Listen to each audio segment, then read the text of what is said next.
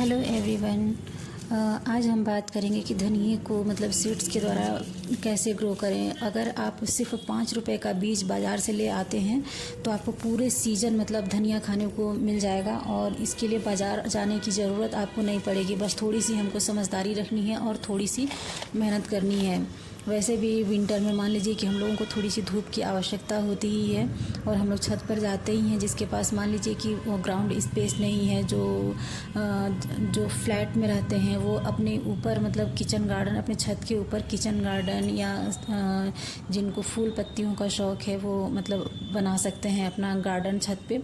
और ज़रूरी नहीं है कि इसके लिए हमें महंगे पॉट ही चाहिए। कोई भी आप मतलब प्लास्टिक का थैला ले लीजिए या कागज़ का ग्रो बैग बना लीजिए, मतलब एक सीज़न तो ये चल ही जाएंगे वेरी इजीली।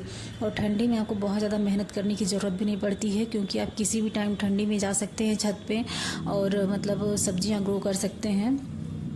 और वाटरिंग की भी सबसे मेन बात यह है कि आपको ठंडी में वाटरिंग करने की ज़रूरत नहीं पड़ती है। तो ये देखिए, ये मैंने धनिए का बीज लिया हुआ है और धनिए को बीज जो होता है एक सीड में समझ लीजिए कि 2 प्लांट निकलते हैं, तो इसीलिए इसको मैंने थोड़ा सा दरदरा कर लिया है, मतलब एक बीज 2 पार्ट में टूट जाए ऐसा होना चाहिए। तो ये मैंने इसको ईंट से थोड़ा सा मतलब दरदरा कर लिया है। और जो मैंने सॉइल ली थी, आप लोगों ने सॉइल देखी होगी, वो जो सॉइल है थोड़ी सी उस सॉइल में मॉइस्चर है, क्योंकि हमारे यहाँ तुरंत बारिश हुई थी। तो मैंने सोचा कि इस बारिश का मैं फ़ायदा उठाती हूँ और उस मिट्टी को मैंने टब में भर लिया है, छोटे वाले टब में, और उस छोटे वाले टब में भर लिया है। और उस मिट्टी में पर्याप्त मात्रा में मॉइस्चर है धनिया को जर्मिनेट होने के लिए। जब तक धनिया जर्मिनेट नहीं होता है तब तक मुझे वाटरिंग करने की भी ज़रूरत नहीं है। उसको मैं पेपर से अगर कवर कर देती हूँ जिस समय धूप रहती है तो इसका पूरा मॉइस्चर ऐसे ही रहेगा। ये देखिए, इस मिट्टी में मैंने धनिया के बीज को स्प्रिंकल कर दिया है, चारों तरफ फैला दिया है। और अगर धनिया आपका डेंस ग्रो हो जाता है, ज़्यादा घना ग्रो हो जाता है, तो क्या करें कि धनिया को आप जड़ सहित उखाड़ लें या फिर उसकी एक एक पत्ती को आप तोड़ते हैं तो वो बूसी प्लांट बूसी बनता जाता है, जिससे और अधिक मात्रा में पत्ते निकलते जाते हैं।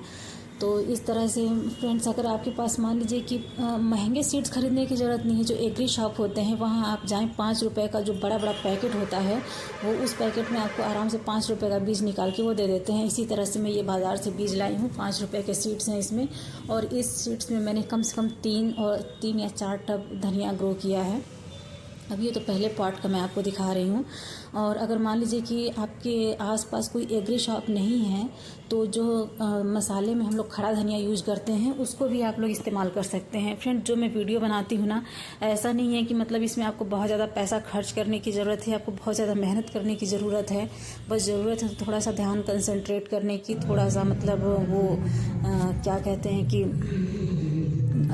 थोड़ी सी मेहनत से हम लोग अच्छा धनिया ग्रो कर सकते हैं। ये 10 दिन बाद का आप रिजल्ट देखिए, इसमें 2-2 पत्तियां आ गई हैं और 5 या 7 दिन बाद ही मतलब इसमें 4-4 पत्तियां हो जाएंगी। ये 15-20 दिन बाद का अपडेट मैं दिखाती हूँ। ये भी पूरी वीडियो मैंने इसलिए बनाई है कि मतलब इसको आप साथ साथ में इसको अपडेट भी दिखा दूँ। आप लोगों को लगेगा कि भाई पता नहीं जर्मिनेट हुए या नहीं हुए। ये मेन शहर में रहने वाले लोगों को मतलब दिमाग में रखकर ही मैंने वीडियो बनाया है। फिर जो सीनियर सिटीज़न हैं या जो घर पे मतलब खाली रहते हैं वो अपने खाली समय का सदुपयोग ऐसे कर सकते हैं। तो फ्रेंड्स, ये जो है वो इससे हमारी फ़िज़िकल एक्सरसाइज तो होती ही है, साथ में हमको घर का ताज़ा धनिया खाने को मिलता है, ताज़ी सब्जियां खाने को मिलती हैं। इससे हमारा स्वास्थ्य सही रहता है। या फिर बाज़ार हमें जाना नहीं पड़ता, अपने घर का अपने हाथ से तोड़ के खाइए तो उसकी बात कुछ और ही होती है। ये देखिए, इसमें ये 15-20 दिन बाद का अपडेट है मेरा। देखिए धनिए कितने बड़े बड़े हो गए हैं। इसमें जो घने उगे हुए हैं धनिए, इनको ये देखिए यहाँ पे थोड़ा सा धनिया मतलब घना उग गया है मेरा, तो इनको क्या करूँगी कि मैं या तो जड़ सहित निकाल लूँगी या तो फिर पत्तियाँ तोड़ती जाऊँगी। फ्रेंड्स, सारे जो मैंने 4-5 टब धनिया लगाए हैं ना, उनको मैंने 5-5, 7-7 दिन के मतलब गैप में लगाया है। गैप में लगाने से मुझे ये फ़ायदा होता है कि धनिया तुरंत मेरा एक टब तैयार हुआ तब तक फिर दूसरा ग्रो होने लग जाता है, मतलब एक तैयार हुआ तब तक दूसरा ग्रो हो जाएगा मेरा नेक्स्ट टाइम के लिए। तो इस तरह से मैं थोड़ा थोड़ा करके, और जानते हैं जो शुरू में जो धनिया उगता है ना वो उसके डंठल कमज़ोर होते हैं, क्योंकि उस समय सही सीज़न नहीं होता है। जब ओस की बूंदें इस पर पड़ती हैं ना तो इसका जो प्लांट होता है विंटर वाले मतलब हर्ब्स का, वो उसकी जो जड़ें होती हैं ना वो थोड़ी ज़्यादा मजबूत बनती हैं। ये देखिए, मैंने शुरू में ही लगाया था तो इसमें रूटिंग अच्छी नहीं हुई है, लेकिन फिर भी मतलब धनिया तो पत्ते तो अच्छे हेल्दी बने हैं। तो इसीलिए 2-3 टब में जो मैंने लगाया है वो मैंने थोड़ा सा लेट ग्रो किया है, ताकि उसमें मतलब जो पौधा बने वो काफ़ी हेल्दी बने। तो फ्रेंड्स, इस तरह से आप धनिया घर पे उगा सकते हैं। ये पॉकेट फ्रेंडली है। मैं जो भी वीडियो बनाती हूँ फ्रेंड्स, वो मतलब आप लोगों के पॉकेट को ध्यान में रख के, या फिर मतलब जो ईज़िली अवेलेबल हो। ऐसा नहीं कि आप नर्सरी से ये ख़रीद के लाएँ, वो ख़रीद के लाएँ, यहाँ परेशान हो वहाँ परेशान हो, ये नहीं। जो भी घर पे अवेलेबल हो।